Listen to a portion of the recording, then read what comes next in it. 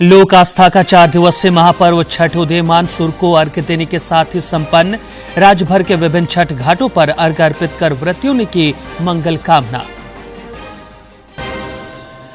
केंद्र प्रायोजित योजनाओं को जनमानस तक पहुंचाने के लिए गांव कस्बे में पहुंच रही विकसित भारत संकल्प यात्रा।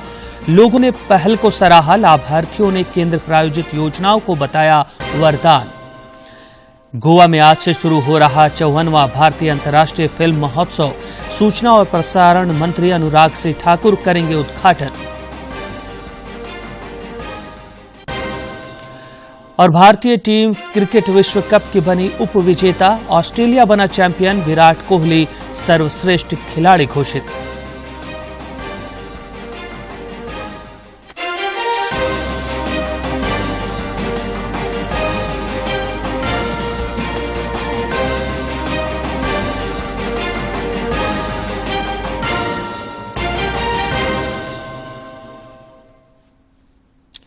नमस्कार, खबरें झारखंड में स्वागत है आपका। मैं हूं रियाज और अब समाचार विस्तार से।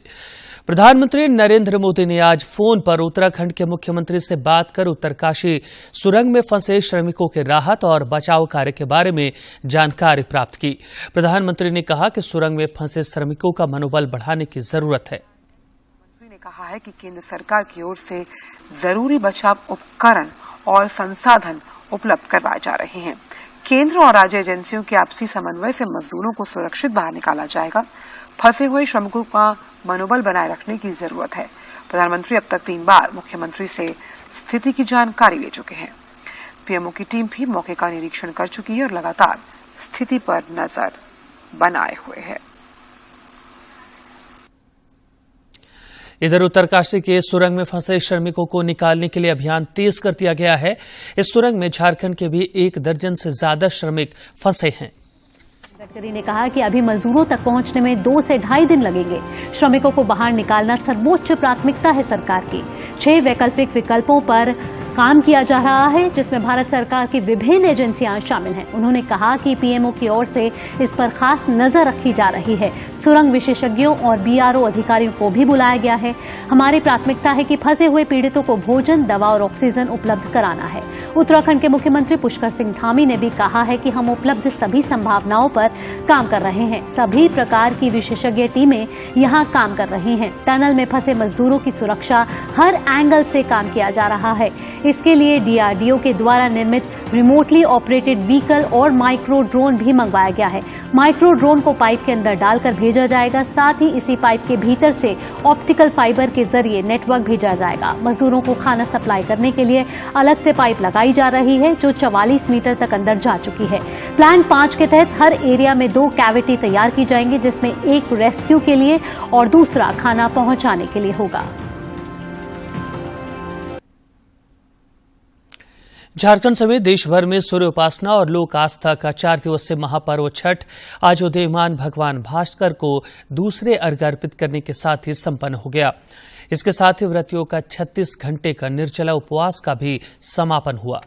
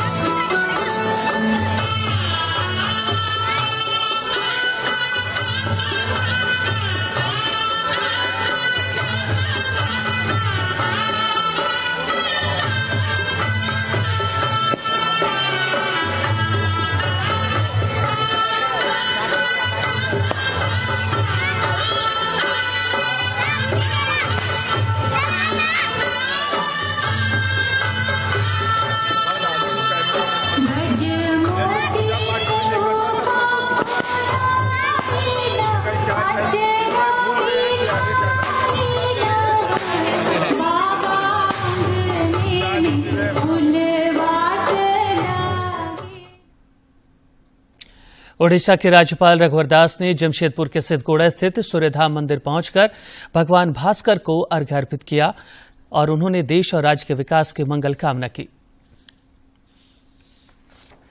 लोक आस्था के महापर्व छठ पर प्रतिवर्ष की भांति इस वर्ष भी ओडिशा के राज्यपाल रघुवर दास जमशेदपुर अंतर्गत सिद्धगुड़ा स्थित सूर्यधाम मंदिर पहुंचे और भगवान भास्कर की आराधना कर अर्घ्य अर्पित किया तथा देश और राज्य के विकास की मंगल कामना की।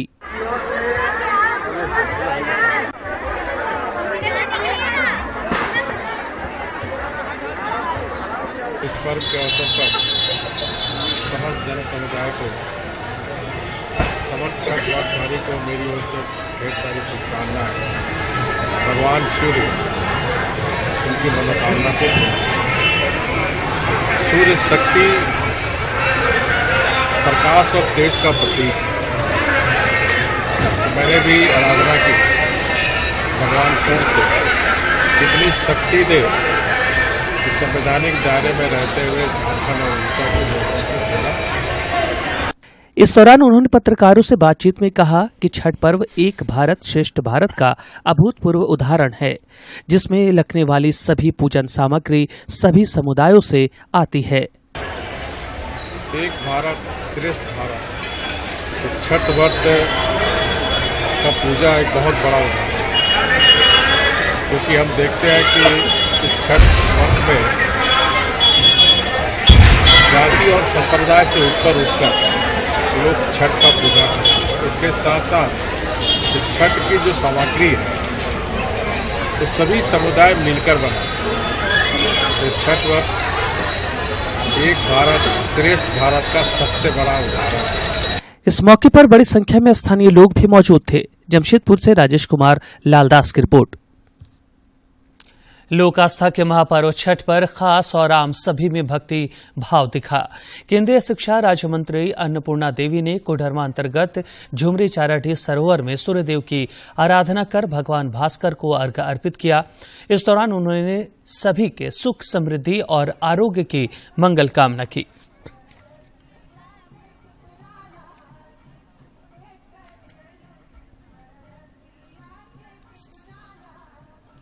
सार्वजनिक छठ पूजा समिति झुमरी आपका हार्दिक स्वागत करती है। जी हाँ, सार्वजनिक। रांची के एचसी डैम की छठ पूजा कई मायनों में खास होती है। पेश है ये खास रिपोर्ट। राजधानी रांची में वैसे तो कई जगहों पर छठ पूजा होती है, मगर एचसी डैम की छठ पूजा खास है। साल 1958 में जब यहां एचसी कारखाना खुला तो देश भर के लोग अपनी धर्म संस्कृति लेकर यहां आए। तब एचसी को मिनी इंडिया कहा जाता था। तब से यहां छठ पूजा की शुरुआत हुई, जो आज भव्य रूप ले चुका है। एचसी के एक सेवानिवृत्त अधिकारी ने बताया कि आज यहां एचसी कर्मियों के तीसरे चौथे जनरेशन के लोग छठ पूजा कर रहे हैं। चारों तरफ से ऑल ओवर इंडिया से यहाँ पे लोग आए और अपना अपना कल्चर लेके आए। ये एक मिनी इंडिया का जैसा जगह था और यहाँ पर छठ, यहीं पर पानी एक शुद्ध रूप से अवेलेबल था, तो यहाँ पर छठ बहुत बढ़िया से यहाँ पर स्टार्ट हुआ। कम संख्या में उस समय लोग करते थे क्योंकि ये पूजा बहुत आर्ट है। लोक आस्था के महापर्व छठ की वैसे तो छठा ही निराली है, लेकिन हटिया डैम की भव्यता, स्वच्छता और यहाँ के प्रबंध भी एचसी छठ पूजा को खास बनाते हैं। महीनों इसको साफ करते हैं। ये नहीं कि आज छठ हो गया तभी, हम लोग हर महीना इसको साफ सफाई करते हैं, ताकि जो भी लोग यहाँ पर आते हैं, चाहे वो ये जनवरी में पिकनिक के लिए आए या और भी कार्यक्रम के लिए आए, तो उनको अच्छा मिले। स्वच्छ में लोग आते हैं, शाम को घूमते हैं, बैठते हैं। और एचसी क्षेत्र का सबसे स्वच्छ और सुंदर ये डैम है। छठ पूजा के पावन अवसर पर यहाँ पर्यटन, कला, संस्कृति, खेल और युवा निदेशालय द्वारा हर वर्ष सांस्कृतिक कार्यक्रम का भी आयोजन किया जाता है, जिससे यहाँ की छठ पूजा की रौनक और बढ़ जाती है।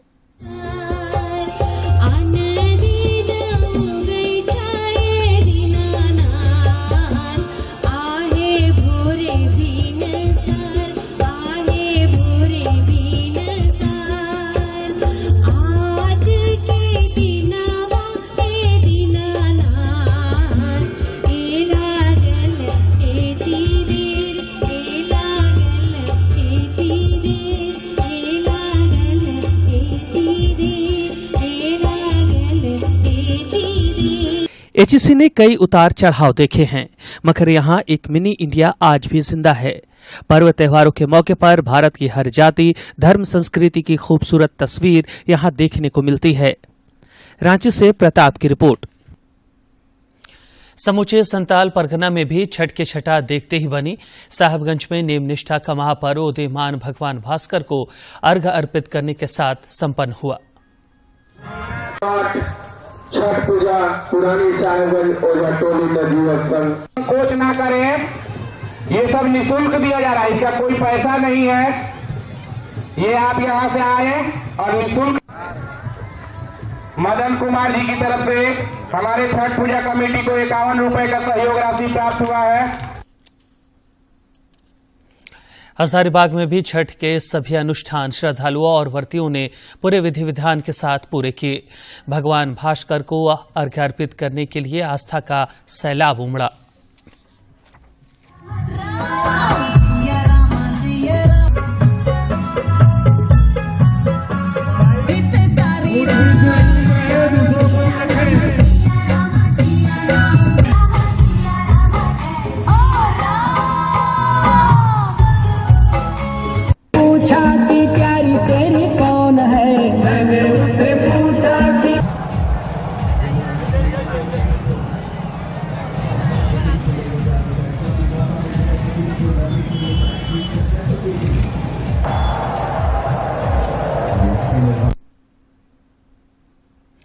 सरायकेला खरसावां में भी सूर्य उपासना का महापर्व भक्तिमय माहौल में संपन्न हुआ।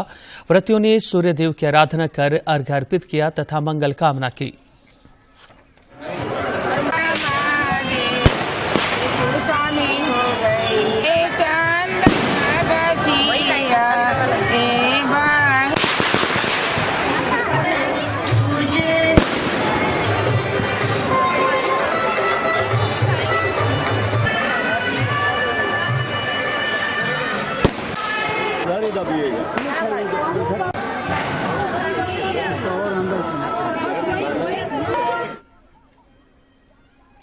खूंटी के विभिन्न छठ घाटों में लोक आस्था के पावन पर्व छठ के चौथे दिन आज सवेरे व्रतियों और श्रद्धालुओं ने भगवान भास्कर को अर्घ्य अर्पित किया, जिसके साथ 4 दिवसीय महापर्व का समापन हो गया। जिले के प्रमुख पर्यटन स्थल पंचघाघ में भी इस वर्ष छठ को लेकर विशेष तैयारी की गई थी। जंगल, पहाड़ों और चट्टानों के बीच से होकर बहती जलधारा के बीच व्रतियों ने भगवान सूर्य को अर्घ्य अर्पित किया।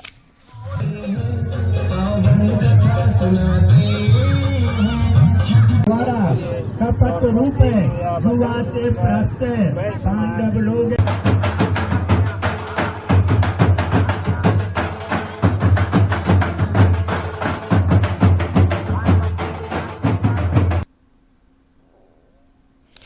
इधर लोहरदगा में भी परंपरा के अनुसार छठ महापर्व मनाया गया। नहाय खाए के साथ शुक्रवार से शुरू हुआ यह महापर्व आज सवेरे भगवान भास्कर को दूसरा अर्घ्य देने के साथ संपन्न हो गया। जिले के विभिन्न घाटों पर व्रतियों और श्रद्धालुओं ने विधि विधान पूर्वक सूर्यदेव की पूजा अर्चना की और अर्घ्य अर्पित किया।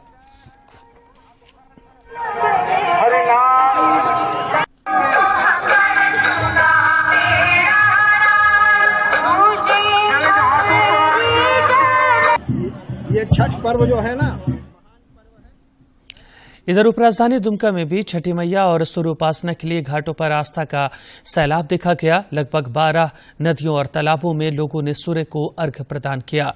दुमका में पहली बार बनारस की तर्ज पर पंडितों के समूह द्वारा गंगा आरती कराई गई, जिसमें बड़ी संख्या में लोगों ने हिस्सा लिया।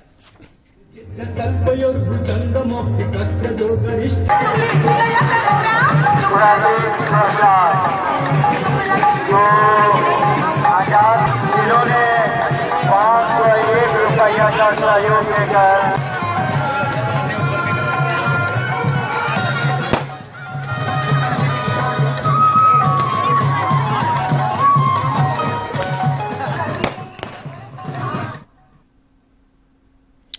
बोकारो में भी उगते सूर्य को अर्घ्य के साथ 4 दिवसीय छठ महापर्व संपन्न हो गया। बोकारो इस्पात नगर स्थित सूर्य सरोवर सह तिरंगा पार्क में विधायक विरंची नारायण ने भगवान भास्कर को अर्घ्य अर्पित किया। चास स्थित गरगा नदी पर कांग्रेस के प्रदेश अध्यक्ष राजेश ठाकुर ने भगवान भास्कर को अर्घ्य देकर देश और राज्य के सुख समृद्धि की कामना की।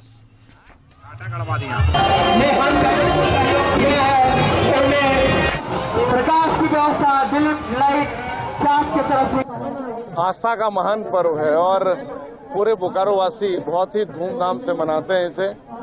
मुझे खुशी है कि चास बोकारो के विभिन्न सामाजिक संगठन के लोग व्यक्तिगत प्रयास करके भी विभिन्न घाटों की साफ सफाई में लगे रहे। जिला प्रशासन, बीएसएल प्रबंधन, सब लोगों ने अपनी अपनी भूमिका निभाई। आज सूर्य सरोवर सह तिरंगा पार्क जो वर्षों से एक सड़ा हुआ तालाब के रूप में था, लेकिन इसे आज एक भव्य रूप दिया गया है और आज बड़ी संख्या में श्रद्धालु यहाँ भुवन भास्कर को अर्घ्य देने का काम कर रहे हैं। आज हम लोग सूर्योदय को नमस्कार करते हैं। सूर्योदय जब होता है और यही छठ पूजा की विशेषता है कि हम डूबते सूर्य को भी नमस्कार करते हैं और उगते सूर्य को भी नमस्कार करते हैं और यही भारतीय संस्कृति की अद्भुत चीजें हैं जिसको हम जीवन में। इधर जामताड़ा में सूर्य उपासना, नेम निष्ठा और लोक आस्था का महापर्व छठ उदयमान सूर्य को अर्घ्य देने के साथ ही संपन्न हो गया।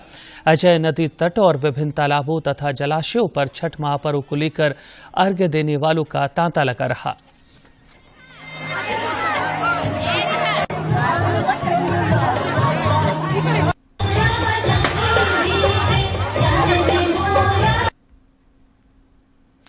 लोक आस्था का महापर्व छठ मानव सभ्यता को कई संदेश भी देता है। इस पर्व में उगते सूर्य के साथ डूबते सूर्य की भी पूजा अर्चना होती है। साथ ही यह सौर ऊर्जा को भी रेखांकित करता है। छठ पर्व यानी सूर्य उपासना का पर्व। ये पर्व है हमारी संस्कृति, हमारी आस्था का, प्रकृति से गहरे जुड़ाव का। ये पर्व हमें बताता है जीवन में सोलर एनर्जी का भी महत्व, जिसमें पूरी दुनिया देख रही है अपना भविष्य। भारत आज अपने पारंपरिक अनुभवों को आधुनिक विज्ञान से जोड़ रहा है, तभी आज हम सोलर एनर्जी से बिजली बनाने वाले सबसे बड़े देशों में शामिल हो गए हैं। सौर ऊर्जा से देश के गरीब और मध्यम वर्ग के जीवन में आ रहा है बदलाव। सूर्य उपासना की परंपरा इस बात का प्रमाण है कि हमारी संस्कृति, हमारी आस्था का प्रकृति से कितना गहरा जुड़ाव है। इस पूजा के जरिए हमारे जीवन में सूर्य के प्रकाश का महत्व समझाया गया है। साथ ही ये संदेश भी दिया गया है कि उतार चढ़ाव जीवन का अभिन्न हिस्सा है। इसलिए हमें हर परिस्थिति में एक समान भाव रखना चाहिए।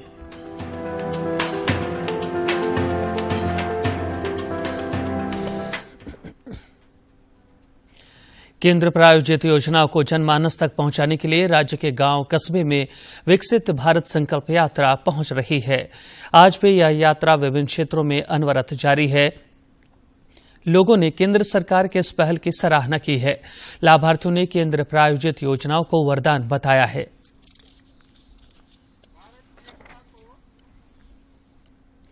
गोवा में आज से 54वां भारतीय अंतर्राष्ट्रीय फिल्म महोत्सव शुरू हो रहा है, जिसका उद्घाटन सूचना और प्रसारण मंत्री अनुराग सिंह ठाकुर करेंगे। जिसका इंतजार पूरे साल सिने प्रेमी करते हैं, इसका 54वां अंक और भी भव्य होने जा रहा है। गोवा में 20 से 28 नवंबर तक लगेगा दुनिया के सबसे प्रतिष्ठित सितारों का मेला। विश्व के सबसे प्रतिष्ठित फिल्मोत्सव में शुमार भारत का अंतर्राष्ट्रीय फिल्म महोत्सव इफ्फी के लिए मंच सज चुका है। 20 नवंबर से होगा इफ्फी के 54वें संस्करण का आगाज और इस बार पिछले साल की तुलना में 3 गुना अधिक अंतर्राष्ट्रीय प्रस्तुतियां हिस्सा लेने पहुंची इफ्फी में। अंतर्राष्ट्रीय खंड के लिए भारी उत्साह देखा गया। भावी रचनात्मक प्रतिभाओं के लिए 600 प्रविष्टियां प्राप्त हुई। अंतर्राष्ट्रीय खंड में इस बार 198 फिल्में दिखाई जाएंगी, जिनमें 13 का विश्व प्रीमियर भी शामिल है। साउथ एशिया में इकलौता ऐसा इंटरनेशनल फिल्म फेस्टिवल है जिसकी धूम हर वर्ष 20 नवंबर से 28 नवंबर तक होती है गोवा में। फिल्म बाजार एक बहुत बड़ा आकर्षण है जहां पर बिजनेस करने का अवसर मिलता है। वर्ल्ड सिनेमा के अलग अलग स्वरूप यहां पर देखने को मिलते हैं। IFFI has been a beacon of cinematic excellence, bringing together the finest talents from both the Indian and the international films industry. प्रतिष्ठित सत्यजीत रे लाइफ टाइम अचीवमेंट पुरस्कार प्रसिद्ध हॉलीवुड अभिनेता और निर्माता माइकल डगलस को प्रदान किया जाएगा। कैचिंग डस्ट ओपनिंग फिल्म होगी, about ड्राइज grasses mid fest film होगी और द फेदरवेट समापन फिल्म होगी। इस साल विभिन्न प्रतिष्ठित अंतर्राष्ट्रीय फिल्म समारोह के 19 पुरस्कार विजेता फिल्मों को इफ्फी कलाइडोस्कोप में शामिल किया गया है। फिल्म बाजार के 17वें संस्करण में इस वर्ष 300 अंतर्राष्ट्रीय फिल्म परियोजनाओं के प्रोडक्शन, डिस्ट्रीब्यूशन और बिक्री के लिए क्यूरेट और प्रदर्शित किया जाएगा। प्रतिष्ठित फिल्म निर्माताओं, छायाकारों और अभिनेताओं के साथ 20 से अधिक मास्टर क्लास और इन कॉन्वर्सेशन सत्र आयोजित किए जाएंगे।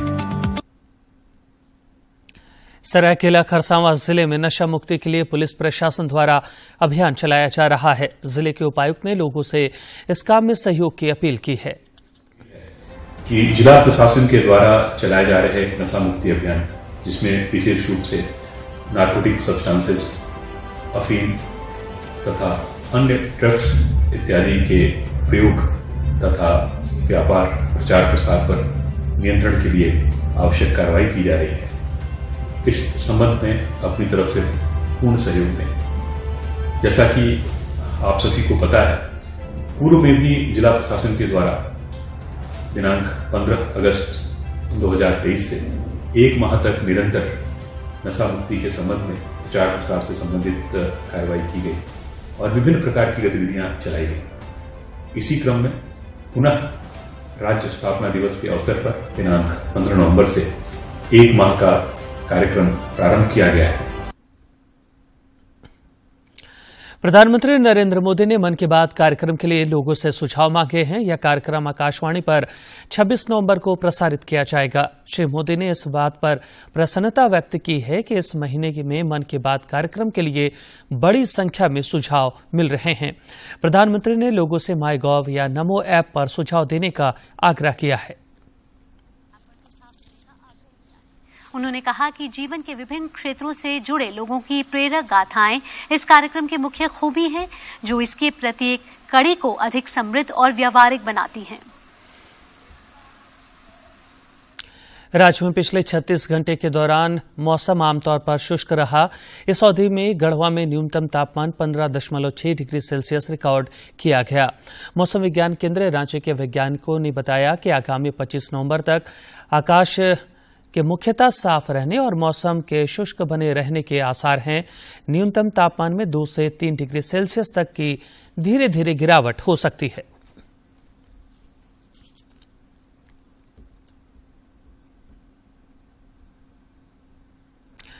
भारत क्रिकेट विश्व विजेता बनने से कल चूक गया। ऑस्ट्रेलिया ने टीम इंडिया को हराकर खिताब पर कब्जा जमाया। विराट कोहली को सर्वश्रेष्ठ खिलाड़ी घोषित किया गया।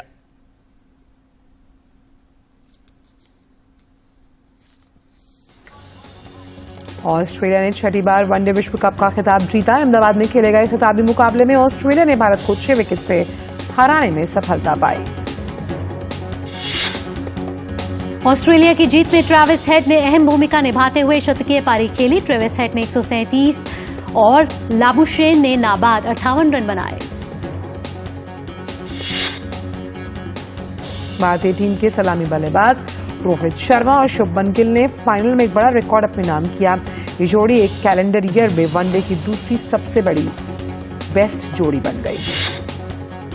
भारत ने पहले बल्लेबाजी करते हुए 50 ओवर में 240 रन बनाकर ऑल आउट हो गई। भारत के लिए राहुल और कोहली ने अर्धशतकीय पारी खेलने में सफलता पाई। मिचेल स्टार्क ने 3 विकेट लिए। भारतीय गोल्फर गगनजीत भुल्लर ने इंडोनेशिया मास्टर्स का खिताब जीत लिया। ये उनका 11वां एशियाई टूर खिताब है।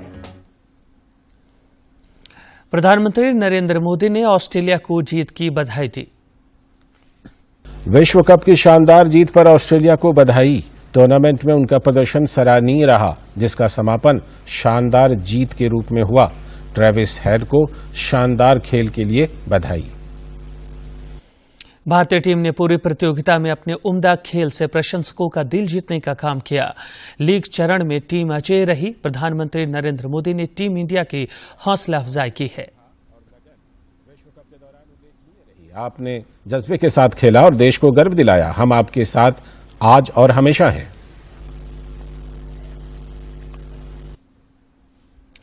और अंत में मुख्य समाचार।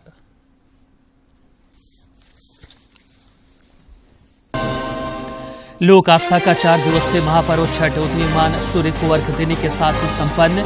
राज्य भर के विभिन्न छठ घाटों पर अर्घ अर्पित कर व्रतियों ने की मंगल कामना। केंद्र प्रायोजित योजनाओं को जनमानस तक पहुंचाने के लिए गांव कस्बे में पहुंच रही है विकसित भारत संकल्प यात्रा।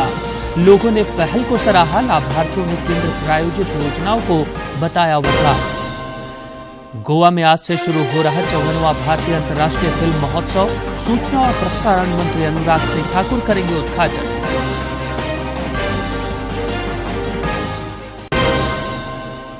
और भारतीय टीम क्रिकेट विश्व कप की बनी उप विजेता। ऑस्ट्रेलिया बना चैंपियन। विराट कोहली सर्वश्रेष्ठ खिलाड़ी घोषित।